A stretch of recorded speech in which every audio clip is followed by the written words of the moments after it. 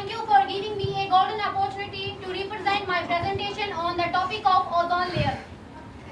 जैसा कि हम सबको पता है, हमारी पृथ्वी पर 5 मंडल पाए जाते हैं: शोभ मंडल, समताप मंडल, मध्य मंडल, वायुमंडल और बाह्य मंडल। वैज्ञानिकों के अनुसार समताप मंडल में एक पतली सी परत पाई जाती है जिसे ओजोन लेयर के नाम से जाना जाता है। अब सवाल ये है कि ओजोन लेयर बनती कैसे है। तो ओजोन लेयर सबसे पहले ऑक्सीजन के 3 एटम से बनती है। अब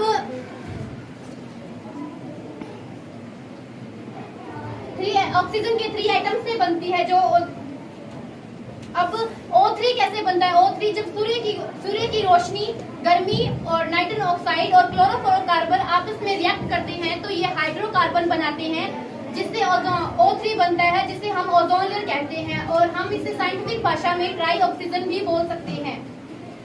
अब ओजोन लेयर है क्या, ये क्या करती क्या है? जैसे कि हमने पहले डिस्कशन की कि ओजोन लेयर पृथ्वी में पाए जाने वाले 5 मंडलों में समताप मंडल में पाई जाती है।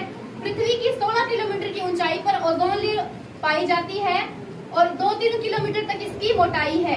इसकी मोटाई भौगोलिक दृष्टि से बदलती रहती है। ओजोन लेयर एक गंधहीन, रंगहीन समताप मंडल में पाई जाती है। ओजोन लेयर काम क्या करती है? जो हमारा सूर्य है, जैसे वो उदय होता है तो वो काफी सारी किरणें प्रोड्यूस करता है, जो किरणें इंसानों के लिए इम्पोर्टेंट भी होती हैं और हार्मफुल भी होती हैं। जो इम्पोर्टेंट होती हैं वो ओजोन लेयर से पास होकर हमारी पृथ्वी तक पहुंचती हैं और जो हार्मफुल होती है वो जो हमारी ओजोन लेयर वो वही ऑब्जर्व कर लेती है। अगर क्या होगा अगर ओजोन लेयर नहीं होगी? तो ओजोन लेयर नहीं होगी तो जो हमारी जलवायु मेंटेन है, अब वो मेंटेन नहीं रहेगी। उसका मतलब संतुलन है वो बिगड़ जाएगा। बिगड़ क्यों जाएगा? क्योंकि जो सूर्य की किरणें है वो सीधी धरती पे आएगी और जो समुद्र तल माना जाता है कि जो समुद्र तल है वो बिल्कुल ही नष्ट हो जाएगा और इंसानों के अंदर काफी सारियां बीमारी बनना शुरू हो जाएगी, जैसे मोतियाबिंद, कैंसर जैसी बीमारियां बनना शुरू हो जाएगी। ओजोन परत में CFC पराबैंगनी प्रकाश से जो सूर्य किरणें छोड़ता है उसमें एक CFC नामक एक किरणें पाई जाती हैं, जिससे ओजोन लेयर डैमेज भी हो सकती है। जैसे जैसे भारत की जनसंख्या बढ़ती जा रही है, घर में सदस्यों की संख्या बढ़ती जा रही है, वैसे वैसे व्हीकल्स की संख्या भी बढ़ती जा रही है। जैसे जैसे व्हीकल बढ़ते जा रहे हैं वैसे वैसे मतलब जितने व्हीकल होंगे उतना ही धुआं ज्यादा होगा। जितना धुआं ज्यादा होगा हमारी ओजोन लेयर डैमेज होगी और जैसे ही वो डैमेज होगी तो उसमें एक होल होगा जिसे हम ओजोन होल कहते हैं।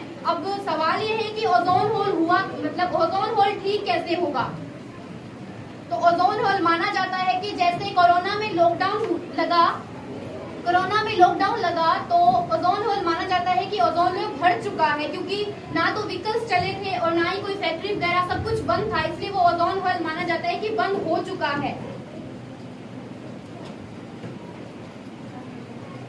ओजोन होल हुआ ये सबसे पहले 1970 के दशक में वैज्ञानिकों को पता चला कि ओजोन लेयर में एक छेद हो चुका है जो कि इंसानों के लिए बहुत ही हानिकारक सिद्ध हो सकता है। तो ओजोन होल का मतलब है कि ओजोन होल मतलब ओजोन लेयर है उसकी मात्रा कम होना, धीरे धीरे वो पतली होती जा रही है।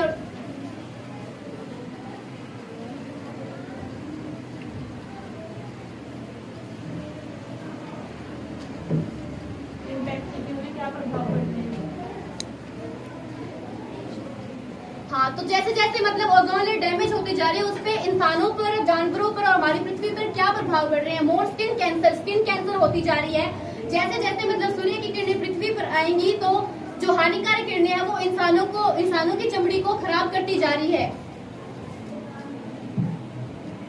और जो UV रेडिएशन होती हैं जो जैसे पृथ्वी पर आएगी वो पौधों पे गिरती है तो उनकी ग्रोथ रुकती जा रही है और जो मतलब उनकी जो समय से पहले वो नष्ट होते जा रहे हैं।